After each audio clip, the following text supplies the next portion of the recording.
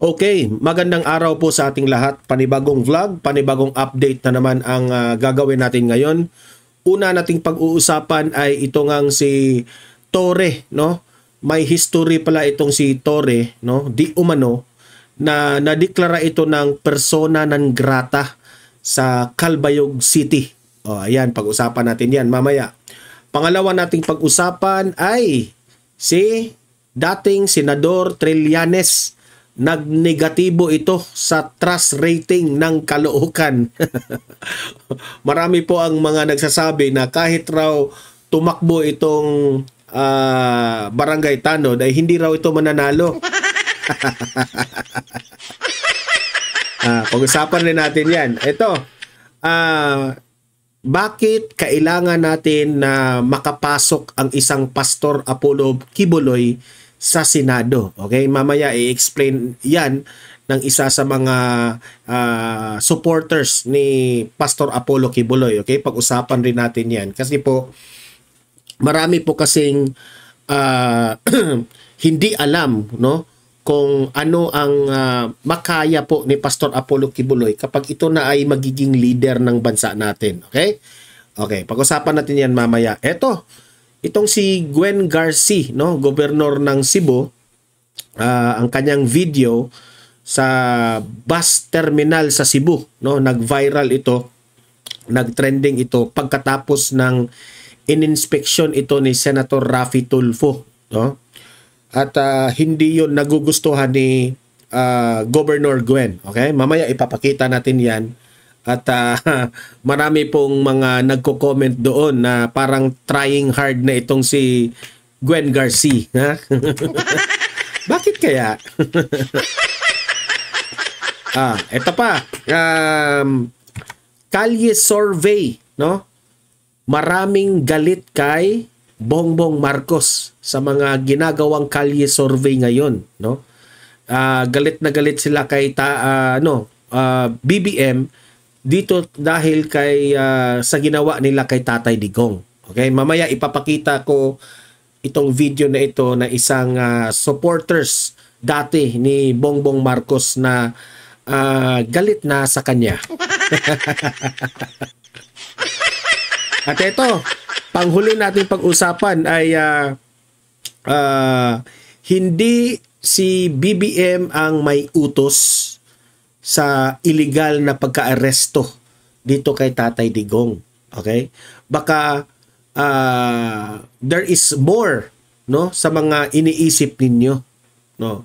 Sa illegal na pagka-aresto kay Tatay Digong, ha? Lagi ko na itong sinasabi sa aking vlog, ha, na ako po ay hindi naniniwala na si Bongbong Marcos ang may kagagawan doon sa pag-illegal na pag-aresto. Siyempre, si Bongbong Marcos ang may utos sa kanila Torre, nila Marvel, pero may mas malaki pang nasa likod kay Bongbong Marcos. Sa analysis ko yan, ha? Na merong gustong maging presidente. Ha? Si Bongbong Marcos ang nasisira dito, di ba? Mamaya natin 'yan, i-explain natin 'yan. Okay, kasi po meron pong vlogger na pareha kami ng analysis. At sa most of the DDS vloggers sasabihin na si BBM 'yan ang may kagagawan, ganon ganyan, di ba? Pero mamaya i-explain ko ito mamaya, okay? Pero bago ang lahat, help me po muna na i-like at saka i-share itong video na ito para guys kakalat ito sa taong bayan. Okay? Sabay-sabay muna tayong mag-like and share sa Donmar TV. Itong video na ito, like and share. 1, 2, 3, go! Okay, naka-like and share na ba lahat?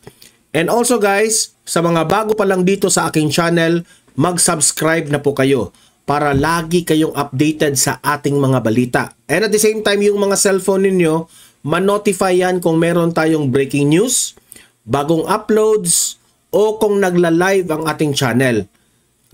Ma-notify kayo lahat dyan. Kaya mahalaga po na mag-subscribe tayo sa Donmar TV. 1, 2, 3, go! Ayan, nakasubscribe na ba lahat? Okay, so eto. Unahin muna natin itong issue kay Torre, ha? Kasi nag-trending ito ngayon sa social media eh. Ito po ay shinare ni Ma'am Joey, no? Yung vlogger na ininbita nila sa House of Representatives, diba? Remember Ma'am Joey? Kaibigan natin to eh. Torre has history in Calbayog City. Ngayon ko ngayon ko pa lang nalaman, no, na he was declared persona non grata for engaging in partisan politics in the city. Ayan, lagi kong sinasabi na dapat ang mga pulis, no, hindi na mangingialam sa mga sa politika, di ba? Kasi po pulis kayo dapat magserbisyo kayo sa taong bayan. Huwag kayong mangingialam sa mga mayor o kung ano-anong mga away dyan sa politika. Wala kang kakampihan. Okay? Ang hirap sa atin, depende na yan. Kasi alam naman natin, hindi ibig sabihin na si Torre ang kasi meron kasing mga pulis talaga, hindi si Torre meron talaga mga pulis na pera-pera lang talaga ang usapan, no? Kakampihan ng mga politiko kasi may pera. Hindi lang ako dito kay Torre, hindi naman tayo dapat mag-judge sa kanya. Alamin natin kung ano ang reason bakit na persona non grata siya dito sa Calbayog City. Okay? I-zoom natin ito. Para malalaman natin. Ngayon ko lang ito nalaman. Ito. Calbayog City Council declares Samar Police Provincial Director as persona non grata. Ayan. Klarong-klaro yan Sabi dito ng Calbayog City. Ayan, hindi lang masyadong makita itong itong in-screenshot na papel, no? Na nakalagay diyan, nakasulat diyan ng mga reason, no? Pero basahin natin itong in-encrypt na nila or ni-rewrite nila, okay? Calbayog City for allegedly engaging in partisan political activity and for his failure to curb criminality in the city of Calbayog. Di ba? So, Torre, kung totoo man ito, lagi ko nang sinasabi sa iyo na huwag kang makialam sa mga activity ng mga politicians. Okay? Kundi sana ang focus mo yung seguridad ng taong bayan. Inaasahan ka ng taong bayan na maprotektahan, lesser crime rate, ano pa ba? Na kapag lumalakad sila sa gabi, ang taong bayan, safe sila dahil pinoprotektahan mo. Yun ang mandato mo bilang isang pulis. 'Di ba? Hindi bilang pulis na kumakampi ka sa mga sinuportahan mong politika. 'Di ba?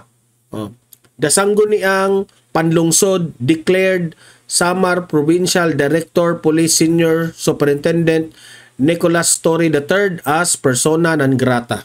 Ayan. Di ka na makapunta dyan. Kasi kung ito lang yung aking analysis dyan kung magaling ka na pulis, walang magrereklamo Ganun lang yan kasimple. Kung ikaw na pagkapulis ay ginagawa mo lang yung tama, mamahalin ka ng taong bayan, mamahalin ka ng mga government officials dyan sa inyong lungsod, sa inyong probinsya. Diba?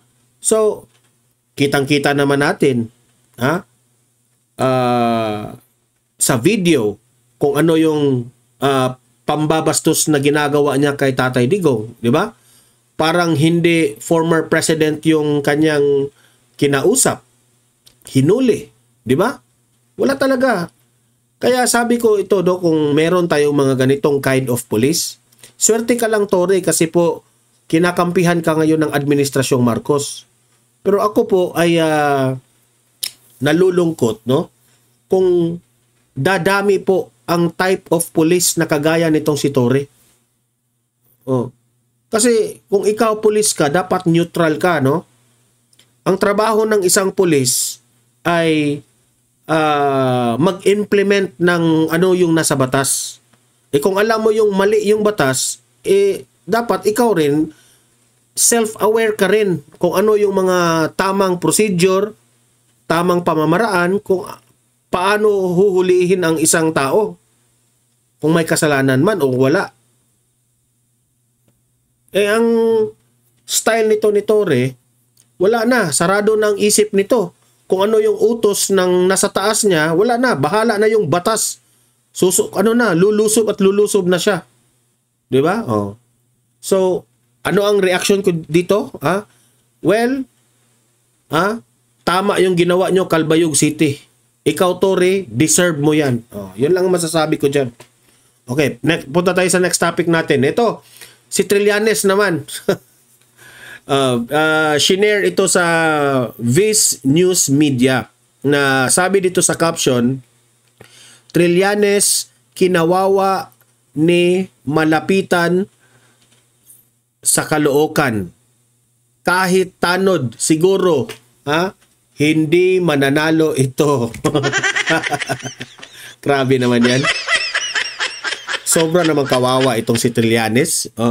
Kasi po, bago natin ito alamin, bakit ganito, ito, tingnan muna natin yung, i-zoom muna natin itong reason dito. Ayan.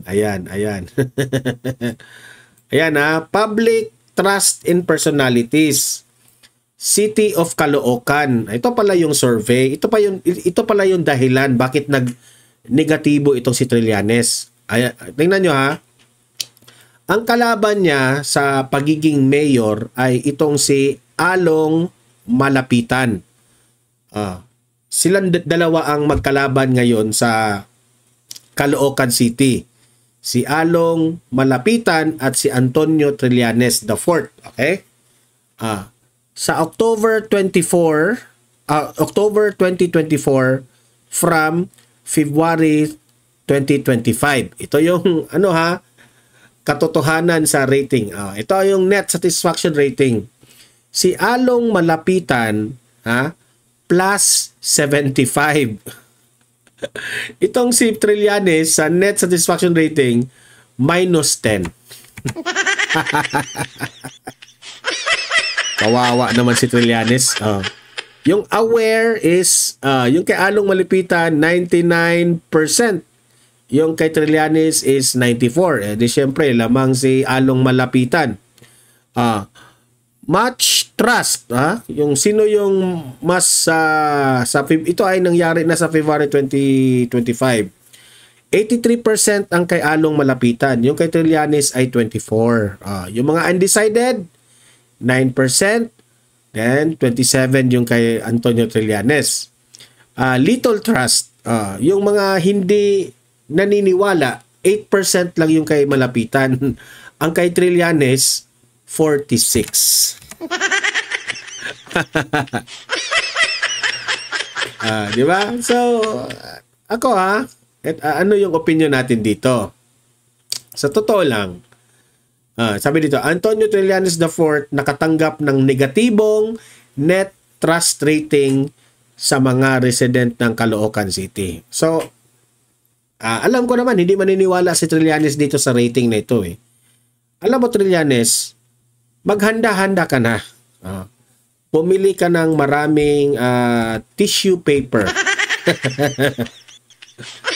Kasi ngayong darating na eleksyon, matatalo ka. Iiyak ka na naman dito.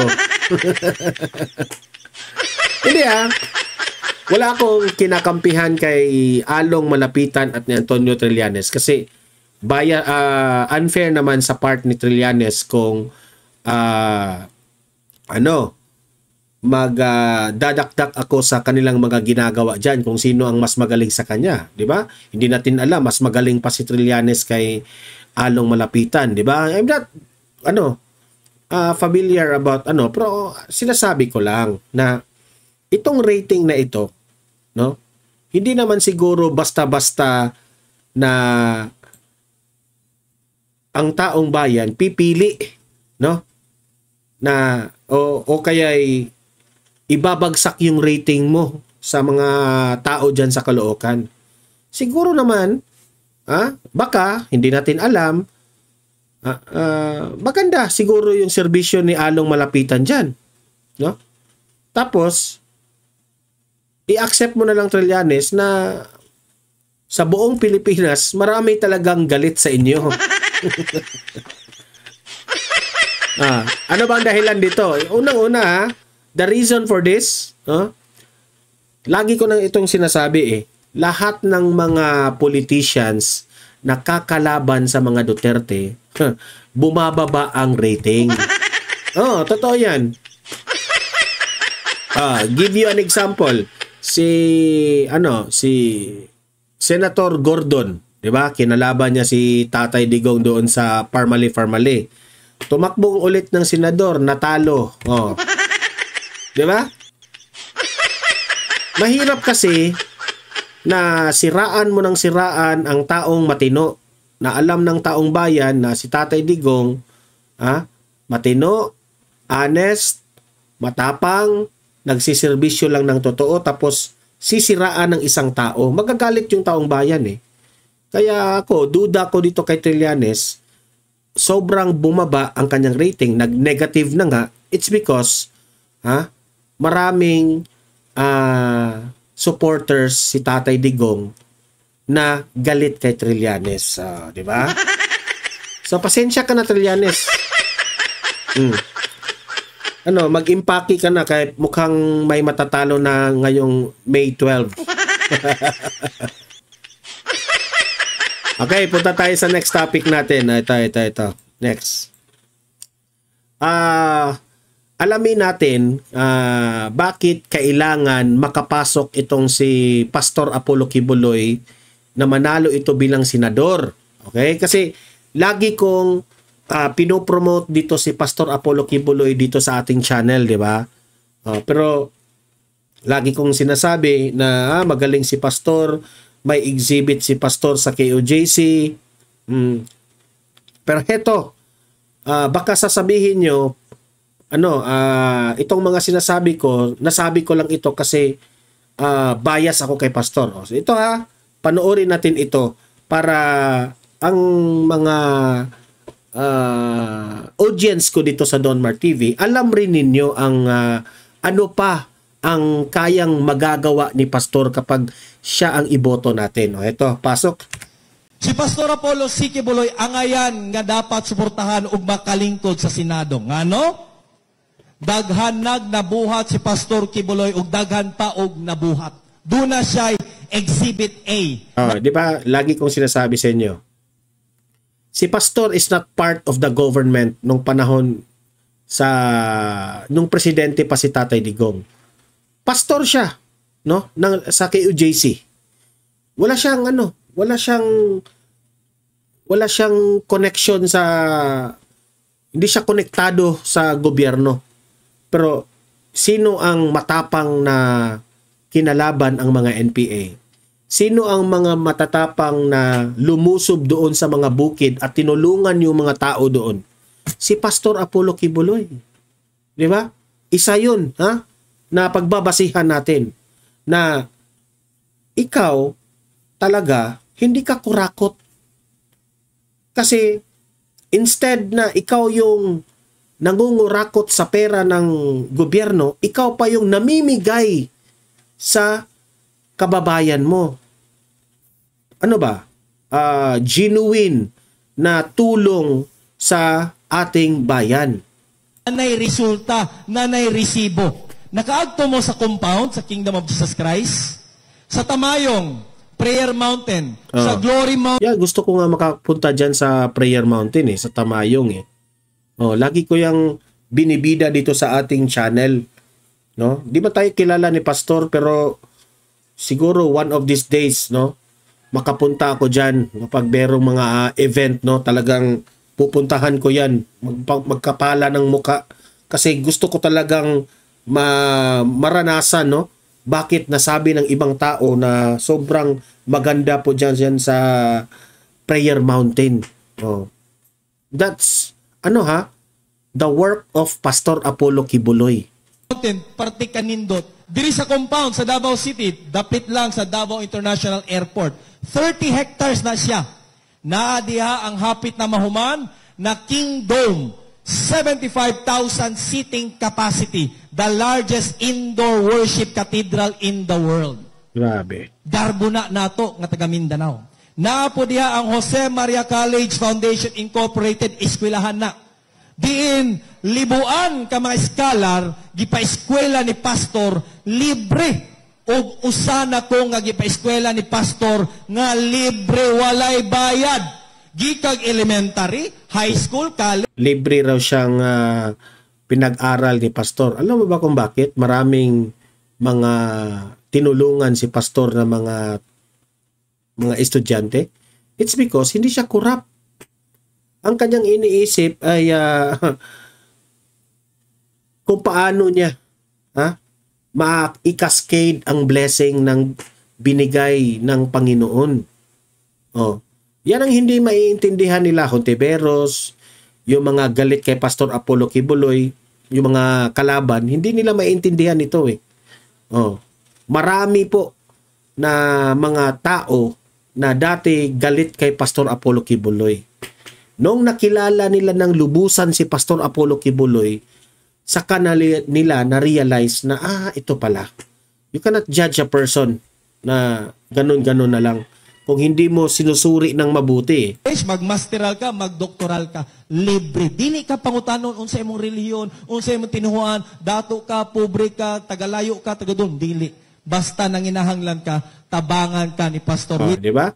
Kung nakikita ni Pastor na itong taong to may potential ito, tutulungan niya. Ganyan si Pastor. Now, try to think of this. Kapag masenador si Pastor, ano kaya ang magagawa ni Pastor?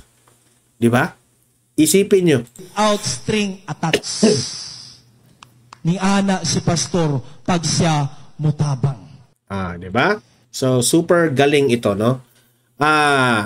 Ito pa. Kung magtataka kayo, bakit si former President Duterte gusto niya si Pastor Kibuloy? Bakit matalik niyang kaibigan itong si Pastor? Di ba? Bakit? Unang-una, kilala natin ang ugali ni former President Duterte. Hindi yan basta-basta na makipagkaibigan na kahit sino. Especially na matalik na kaibigan pa sila ni Pastor, no? So siguro merong nakikita itong si Tatay Digong na espesyal itong si Pastor Apollo Kibuloy. Alam niya kung gaano ka-genuine itong si Pastor Apollo Kibuloy na pagkatao. Kaya nga, laging binibisita yan ni Tatay Digong nung time na presidente pa itong si former President Duterte. Kapag uuwi ito sa Davao, talagang bibisita yan kay Pastor kahit maikli na nga yung oras ni Tatay Digong, bibisita pa yan kahit sa sobrang busy ni Tatay Digong. Okay? So, there must be something special about Pastor Apollo Kibuloy. Okay? So, ako na mismo, dito sa ating channel, sabihin ko sa inyo, huwag kalimutan si Pastor Apollo Kibuloy. Okay? Iboto natin bilang isang senador ng bansang Pilipinas. Okay, kahit nakakulong yan, mananalo yan. Number 53, Pastor Apollo Kibuloy. Okay? Palakpakan kay Pastor.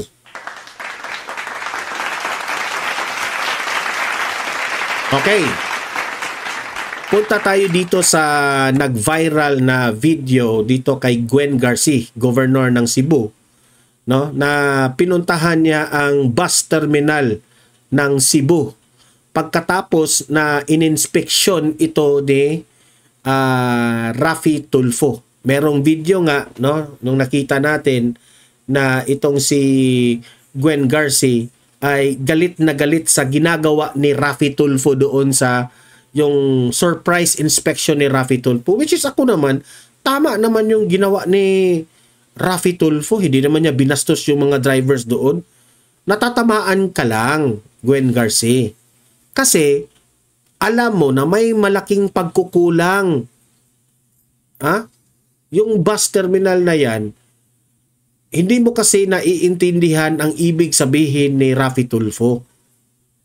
Ang kawawa doon, mga pasahero. Di ba? Bakit na ko nasabing kawawa ang mga pasahero?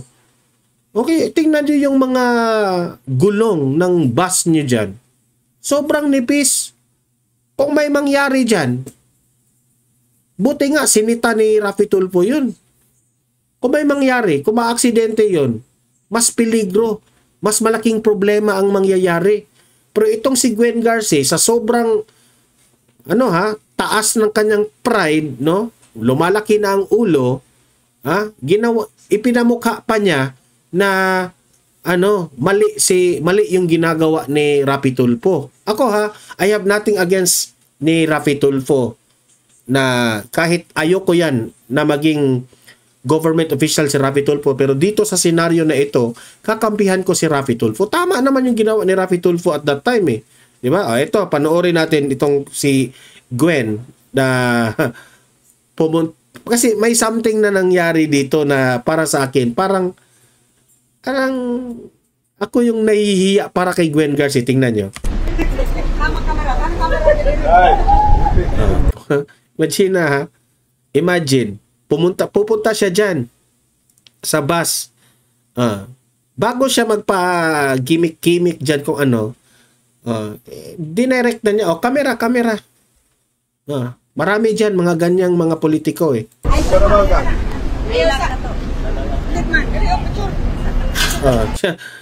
Tingnan mo merong mga candidates, mga kandidato na ang mga tao ang lalapit sa iyo na magpa-picture.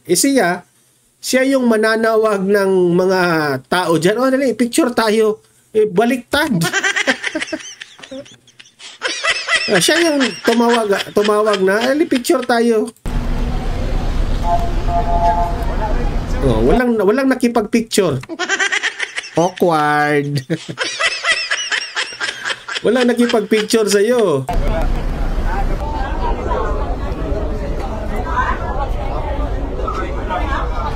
Pumunta siya dyan sa bus terminal. Wala namang pumapansin sa kanya. Yan, kalabanin niyo pa yung hindi naman niya kinalaban si Duterte, pero nakipagkalyado kasi kayo kay Bongbong Marcos. Hindi ko naman sinabi na mali yung na kumampi kay Bongbong Marcos. Hindi. Ang ibig kong sabihin, yan ang epekto. Hindi ka kasi marunong pumanig kung ano yung tama. Sa tingin ko naman, pumanig ka kay Bongbong Marcos kasi nasa posisyon si Bongbong Marcos. Nasa administrasyon siya. Hindi ganyan. Kasi kung tutunay ka na nagserbisyo sa taong bayan, kung alam mong mali ang mga pinanggagawa nitong administrasyon, sabihin mo. Di ba? Pero ikaw, deadma ka. Bakit ba, Gwen, may makukuha kang suporta? Di ba? Mas pinili mo kasi, Gwen Garcia, mas pinili mo kasi si Bongbong Marcos over sa mga tao mo dyan sa Cebu. Ano man ang gusto ng taga Cebu? Si Duterte ang gusto ng taga Cebu. Ang pinili mo, si Bongbong Marcos, you deserve na hindi ka papansinin dyan. Di ba? Yan ay opinion ko. Yan ang analysis ko dyan, Yan ang opinion ko ito. Parang wala siya. Para hindi siya gobernur. Walang pumapansin. Musaka kong bus. Musaka kong bus. Sa Tagalog pa, aakyat ako sa bus, sabi niya.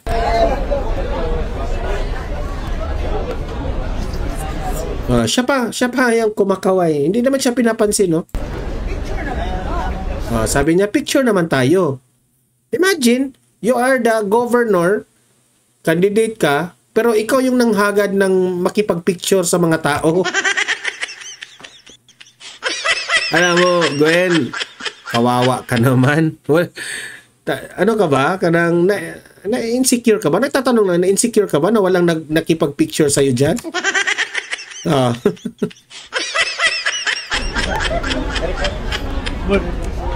Sa tingin ko, may matatalo dito. May kawawa ka naman, Gwen.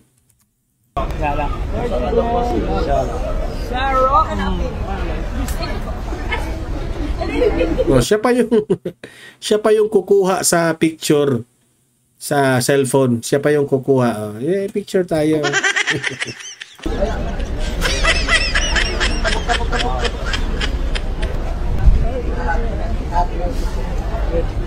Oh, wala namang pumapansin sa kanya dyan, no? Oh, unti-unti mo nang nafe-feel, Gwen, ha? Na hindi ka mahal ng mga taga Cebu dyan. Unti-unti mo nang ano, ha?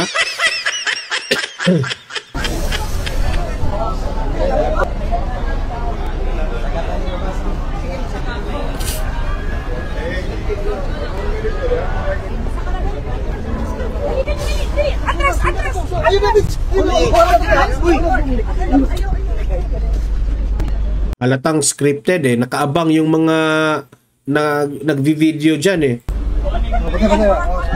Ano, sa totoo lang, hindi naman ako galit dito kay Gwen, ha? I have nothing galit in person niya. Wala naman, no? Pero ako nagre-react lang ako sa nakita kong sa video, ha? Oh.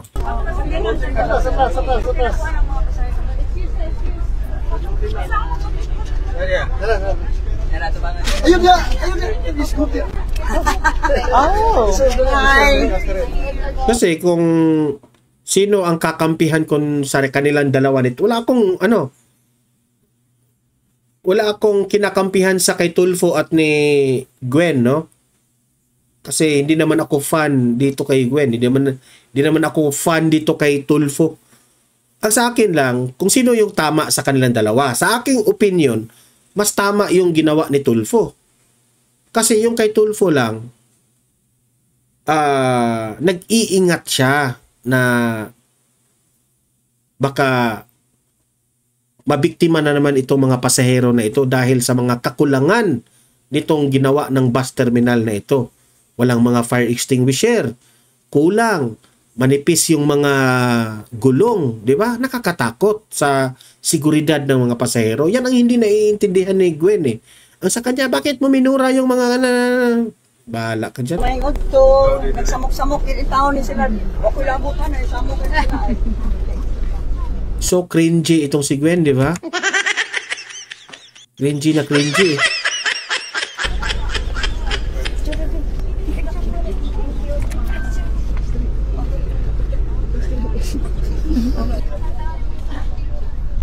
Alam niyo, sa totoo, nagmukha siyang trying hard na itong video na ito eh. Yung isang babae yung nakayuko ganon, hindi talaga pumapansin. Parang ayaw niya eh, di ba? Yung iba, gumanon pa yung iba, nakatakip ng muka, di ba? Privacy yan ng mga tao.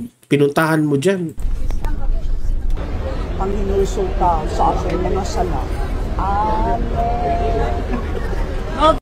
Parang baliw. Yeah, opinion ko lang yan. Parang siyang baliw dun eh. Okay, so, ayan na. Wag mo nang pilitin, Gwen Garcia, kung to lang pumapansin sa'yo, wag mo nang pilitin.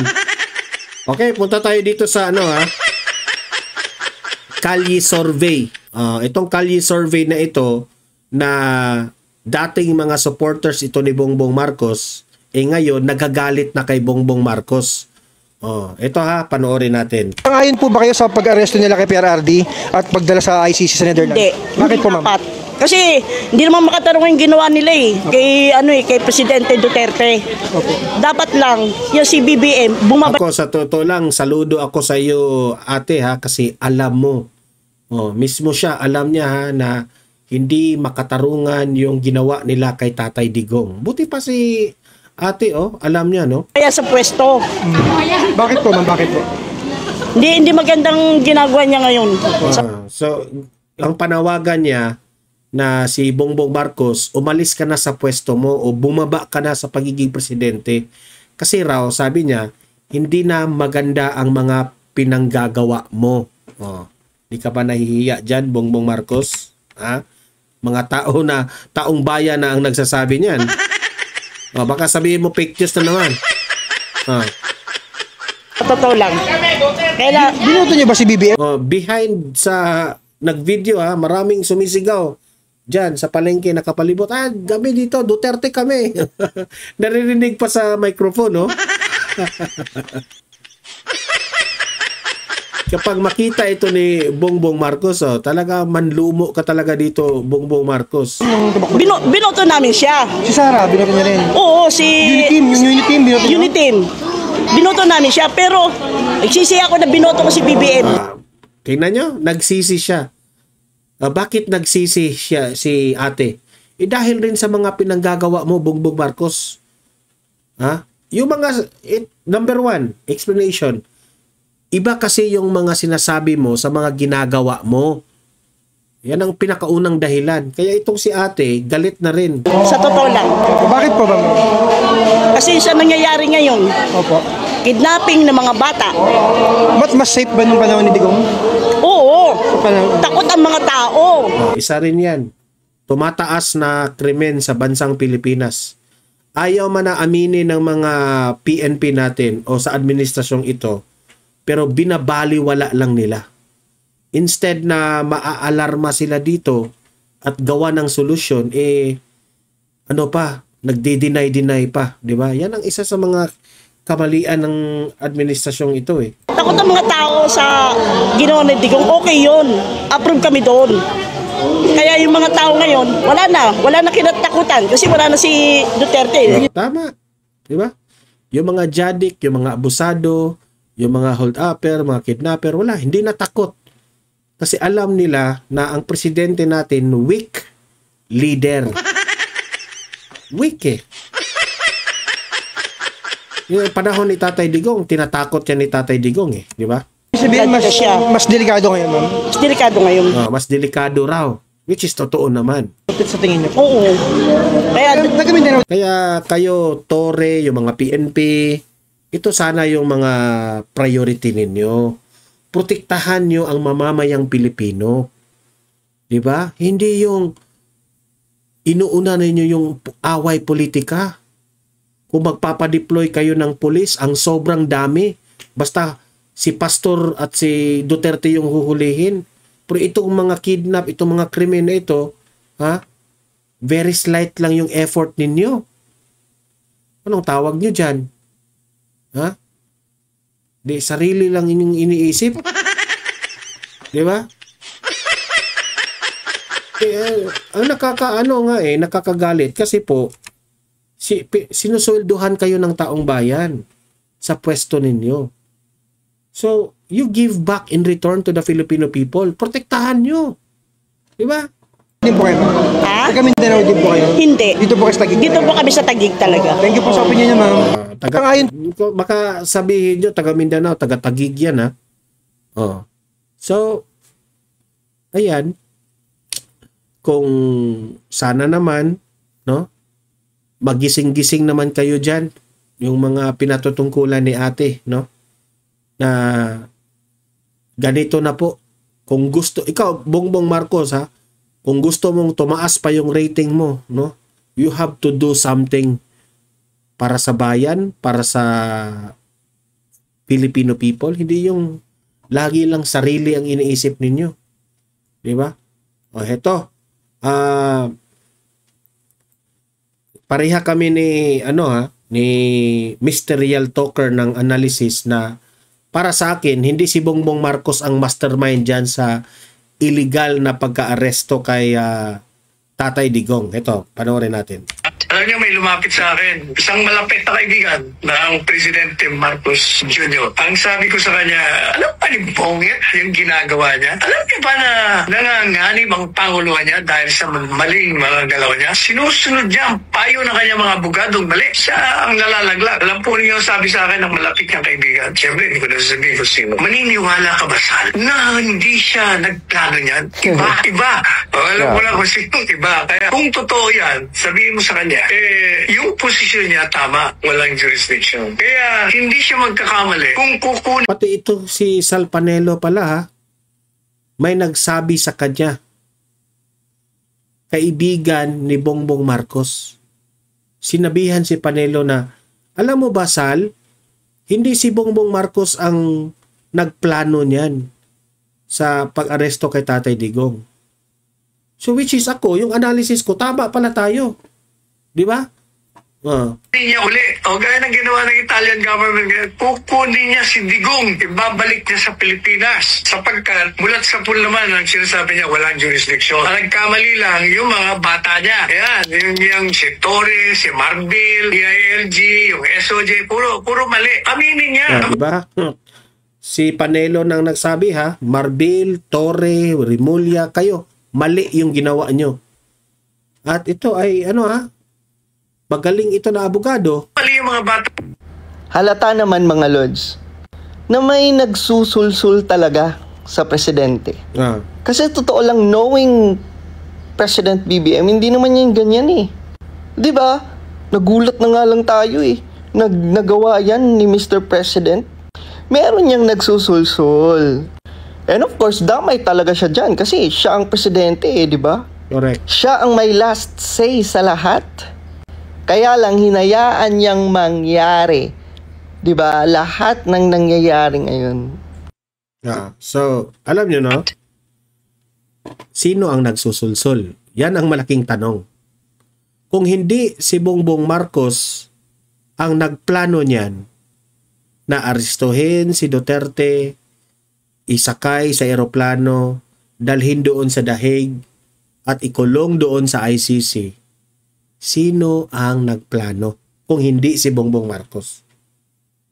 Yan ang, di ba, binigay ko na sa iyo. Lagi na akong nagsabi niya sa inyo, pero yung ibang mga vloggers, no? Yung mga abang vloggers na pakinggan ko, nirerespeto ko naman yan kasi mga kaibigan ko yan. Si Bongbong Marcos yan, si Bongbong Marcos. Wala akong problema kasi analysis nila yan. Pero kung laliman nyo talaga, hindi si Bongbong eh. Sa akin, hindi si Bongbong eh. Siguro, ang nakapalibot sa kanya, sino? May nag-utos. Kasi in the first place, wala namang makuha si Bongbong Marcos. Sige, nakulong si Tatay Digong doon sa The Hague, sa ICC. What now? Ano nakuha ni Bongbong? Inasira lang siya. Yun ang nakuha niya. Di ba? It will not do good sa kanyang senatorial slate. It will not do good in his trust rating. Wala siyang makuha. Hindi naman siya tatakbo. Sino ang tatakbo sa 2028 sa kampo nila? Sinong merong interest? Mag-isip-isip ha? Mag-isip-isip. Laliman nyo. Okay? So, libre kayong mag-comment, mag-react sa mga pinag-usapan natin, no? At i-comment nyo down below, kung sino ang itinutukoy natin na ang nagplano nitong illegal na pagka-aresto ni Tatay Digong, ha? Isulat nyo. Usap-usap tayo sa comment section, okay? Guys, don't forget na i-like at saka i-share itong video na ito, ha? Para kakalat ito sa taong bayan. And sa mga bago pa lang dito sa aking channel, mag-subscribe na po kayo. Okay? Meron tayong pangalawang channel, Donmar TV, Balitang Totoo. Okay, mag-subscribe rin kayo doon kasi meron tayong mga videos doon na mga ina-upload na hindi natin ipinakita dito sa ating main channel natin. Okay? Maraming salamat sa mga audience ko sa Donmar TV. See you in my next video. See you in my next live. Have a great day. Have a great night. God bless po sa ating lahat. Mabuhay ang Pilipinas. Bye-bye.